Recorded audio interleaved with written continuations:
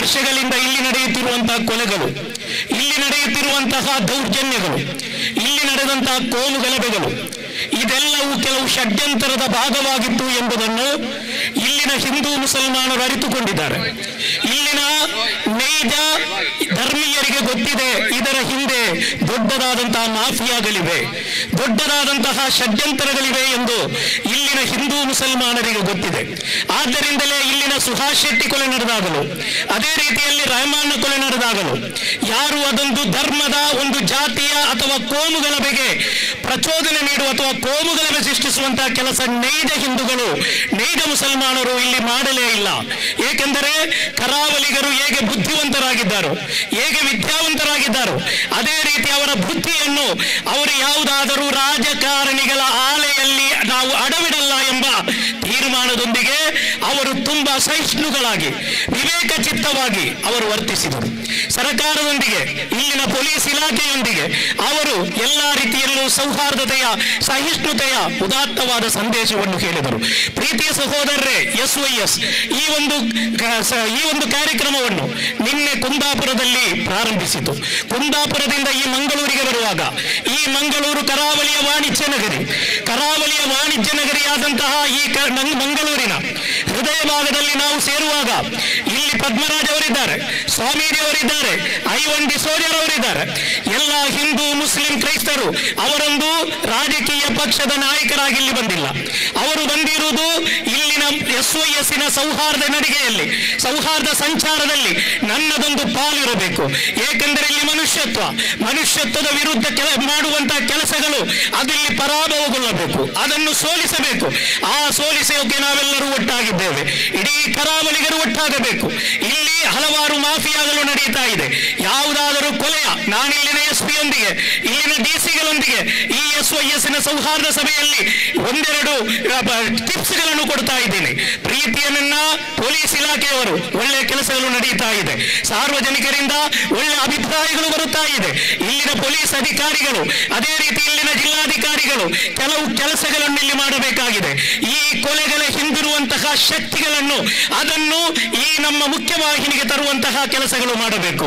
ಇಲ್ಲಿ ಒಂದು ಕೊಲೆ ನಡೆದಾಗ ಆ ಕೊಲೆಗಳು ರಾಜಕೀಯ ಪ್ರೇರಿತ ಅಥವಾ ಅದೊಂದು ಯಾವುದಾದರೂ ಒಂದು ಹಿಂದೂ ಸಂಘಟನೆಯ, ಮುಸ್ಲಿಂ ಸಂಘಟನೆಯ ಹೆಸರನ್ನು ಮಾತ್ರ ಬಳಸದೆ ಇದರ ಹಿಂದಿರುವಂತಹ ಶಕ್ತಿಗಳು, ಹಲವಾರು ಶಕ್ತಿಗಳಿವೆ. ಈ ಹಲವಾರು ಶಕ್ತಿಗಳು ಈಗಾಗಲೇ ಕರಾವಳಿಯ ಬುದ್ಧಿವಂತ ಜನರು ಹೇಳಿಕೊಳ್ಳುತ್ತಾ ಇದ್ದಾರೆ, ಅವರು ಮಾತನಾಡುತ್ತಾ ಇದ್ದಾರೆ. ಇಲ್ಲಿ ಕರಾವಳಿಯಲ್ಲಿ ಅಬ್ದುಲ್ ರೆಹಮಾನ್ ಕೊಲೆ ನಡೆದಾಗ ಐವನ್ ಡಿಸೋಜರ್ ಅವರು ಬೆಂಗಳೂರಲ್ಲಿದ್ದರು, ನಾನು ಇದ್ದೆವು. ಅಲ್ಲಿ ಮುಖ್ಯಮಂತ್ರಿಗಳು ಅಲ್ಲಿನ ಪೊಲೀಸ್ ಅಧಿಕಾರಿಗಳಿಗೆ ಖಡಕ್ ಆದಂತಹ ಉತ್ತರ ಬಿಟ್ಟರು. ಐವನ್ ಡಿಸೋಜರ್ ಅವರಿಗೆ ಹೇಳಿದರು. ಅದೇ ರೀತಿ ಇಲ್ಲಿರುವಂತಹ ರಾಜಕೀಯ ಮುಸ್ಲಿಮೇತರ ನಾಯಕರಿಗೂ ಮುಖ್ಯಮಂತ್ರಿ ಅವರು ಹೇಳಿದರು, ನೀವು ಮಾತನಾಡಬೇಕು.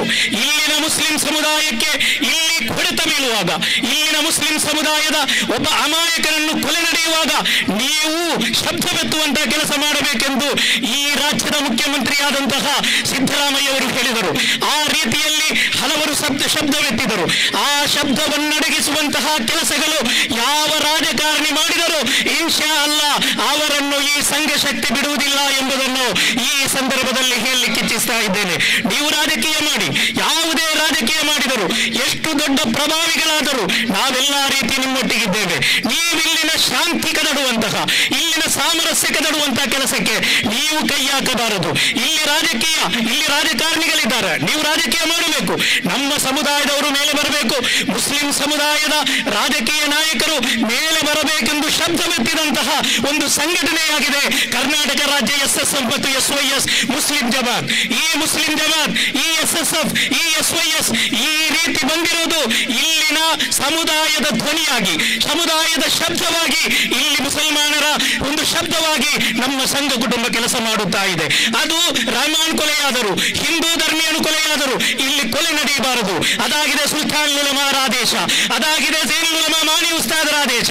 ಇಲ್ಲಿ ಸಂಘ ಶಕ್ತಿಗೆ ನಾಯಕತ್ವ ಕೊಡಲು ಉದಾತ್ತವಾದ ಒಂದು ನಾಯಕತ್ವವಿದೆ. ಝೈನುಲ್ ಉಲಮಾ ಮಾನಿ ಉಸ್ತಾದರ ನಾಯಕತ್ವದಲ್ಲಿ ಇಲ್ಲಿ ಜಮಿಯತುಲ್ ಉಲಮಾ ಇದೆ. ಆದ್ದರಿಂದಲೇ ಇಲ್ಲಿನ ಶಾಂತಿಯ, ಇಲ್ಲಿನ ಸೌಹಾರ್ದತೆಯ ಉದಾತ್ತವಾದ ಸಂದೇಶವನ್ನು ಹೇಳಿಕೊಡಲು ನಮ್ಮ ಕಾರ್ಯಕರ್ತರಿಗೆ ಹೇಳಿಕೊಡಲು ನಮ್ಮ ನಾಯಕತ್ವ ಪ್ರಬುದ್ಧವಾಗಿದೆ, ಪಕ್ವವಾಗಿದೆ. ಆದ್ದರಿಂದಲೇ ಇವತ್ತು SYS ಈ ಸೌಹಾರ್ದ ಸಂಚಾರ ನಡೆಸಿದೆ. ಈ ಸೌಹಾರ್ದ ಸಂಚಾರ ಇದು ಹೇಳಿಕೊಟ್ಟಿರುವುದು ನಮ್ಮ ಜಮಿಯತುಲ್ ಉಲಮಾ. ನಮ್ಮ ನಾಯಕರು ಹೇಳಿಕೊಟ್ಟಂತಹ ಸೌಹಾರ್ದತೆ ಅದು ಕಳೆದ 30 ವರ್ಷಗಳಿಂದ ಇಲ್ಲಿ SSF ನಡೆಸುತ್ತಾ ಬರ್ತಾ ಇದೆ, ಇಲ್ಲಿ SYS ನಡೆಸುತ್ತಾ ಬರ್ತಾ ಇದೆ. ಏಕೆಂದರೆ ಸೌಹಾರ್ದತೆ ಅದು ನಮ್ಮ ರಕ್ತಗತವಾಗಿದೆ. ನಮ್ಮ ಜೀವನದ ನಮ್ಮ ಕಾರ್ಯಾಚರಣೆಯ ಗರಿಷ್ಠ ಸಮಯವು ನಾವು ಸೌಹಾರ್ದತೆಗಾಗಿ ಮೀಸಲಿಟ್ಟಿದ್ದೇವೆ. ಆ ಸೌಹಾರ್ದತೆಯನ್ನು ಇಲ್ಲಿನ ಹಿಂದೂ ಮುಸಲ್ಮಾನರ ಸೌಹಾರ್ದತೆಯಾಗಿದೆ ಪವಿತ್ರ ಇಸ್ಲಾಂ ಹೇಳುವುದು. ಒಬ್ಬ ವ್ಯಕ್ತಿಯನ್ನು ಕೊಂದರೆ ಇಡೀ ಜನಾಂಗವನ್ನು ಕೊಂದ ಹಾಗೆ ಎಂದು ಪವಿತ್ರ ಕುರಾನ್ ಹೇಳುವಾಗ ಆ ಪವಿತ್ರ ಕುರಾನ್ನ ವಕ್ತಾರರು ನಾವು, ಆ ಪವಿತ್ರ ಕುರಾನ್ನ ಪೈಗಂಬರ್ ಮುಹಮ್ಮದರ ಅನುಚರರು ನಾವು. ನಾವಿಲ್ಲಿ ಶಾಂತಿ ಬೇಕು. ಈ ಕರಾವಳಿಯಲ್ಲಿ ಎಲ್ಲ ಸಂದರ್ಭದಲ್ಲೂ ಶಾಂತಿ ಬರುವಂತಹ ಪ್ರಯತ್ನ ಎಲ್ಲರೂ ಮಾಡಬೇಕು. ರಾಜಕೀಯ ಪ್ರೇರಿತವಾದಂತಹ ಗಲಭೆಗಳಿಗೆ ಯಾರೂ ಅವಕಾಶ ಕೊಡಬಾರದು. ಕೊಲೆ ಸುಲಿಗೆಗಳು ಇಲ್ಲಿ ನಡೆಯಲೇಬಾರದು. ಯಾವುದೇ ಕೊಲೆಗಳು ನಡೆದಾಗ ಅದರ ಹಿಂದಿರುವಂತಹ ರಾಜಕೀಯ ಷಡ್ಯಂತ್ರವನ್ನು ಅರಿತು ಆ ಕೊಲೆ ನಡೆದಂತಹ ಆ ಕುಟುಂಬಕ್ಕೆ ನ್ಯಾಯ ಒದಗಿಸುವಂತಹ ಕೆಲಸ ಮಾಡಬೇಕು. ಆದ್ದರಿಂದಲೇ ನಮ್ಮ ಸಂಘ ಕುಟುಂಬ ರೆಹಮಾನ್ ಕೊಲೆ ನಡೆದಾಗ 25 ಲಕ್ಷ ರೂಪಾಯಿ ಅವರಿಗೆ ಪರಿಹಾರ ಕೊಡಬೇಕೆಂದು ಹೇಳಿದ್ದು. ಆದ್ದರಿಂದಲೇ ಈ ಸೌಹಾರ್ದ ಸಂಚಾರದಲ್ಲೂ ನಮಗೆ ಹೇಳಲಿಕ್ಕಿರುವುದು ಸರ್ಕಾರ ಆ ಅಮಾಯಕ ಕುಟುಂಬಕ್ಕೆ ಪರಿಹಾರ ಕೊಡಲೇಬೇಕು. ನಾವು ಈಗಾಗಲೇ ಅದನ್ನು ಮಾತನಾಡಿದ್ದೇವೆ. ಇನ್ಶಾ ಅಲ್ಲಾ ಮುಂದಿನ ದಿನಗಳಲ್ಲಿ ಈ ಕರಾವಳಿಯಾದ್ಯಂತ ಸೌಹಾರ್ದ, ಸಹಿಷ್ಣುತೆ, ಸಹಬಾಳ್ವೆ ಬೆಳೆಯಬೇಕು. ಆ ಬೆಳೆಯುವಂತಹ ಪ್ರಯತ್ನದಲ್ಲಿ ಇಲ್ಲಿನ ಹಿಂದೂ ಮುಸಲ್ಮಾನರು ಎಲ್ಲರೂ ಒಟ್ಟಾಗಿ ನಾವು ಮುಂದೆ ಹೋಗಬೇಕು. ಇದು ಸರ್ವ ಜನಾಂಗದ ಶಾಂತಿಯ ತೋಟ, ರಸಿಕರ ಕಂಗಳ ಸೆಳೆಯುವ ನೋಟ, ಹಿಂದೂ ಕ್ರೈಸ್ತ ಮುಸಲ್ಮಾನ ಪಾರಸಿಕ ಜೈನ ಉದ್ಯಾನ. ಇದು ಜೈ ಭಾರತ ಜನನೀಯ ತನುಜಾತೆ, ಜೈ ಹೇ ಕರ್ನಾಟಕ ಮಾತೆ. ಈ ಕರ್ನಾಟಕದಲ್ಲಿ ಈ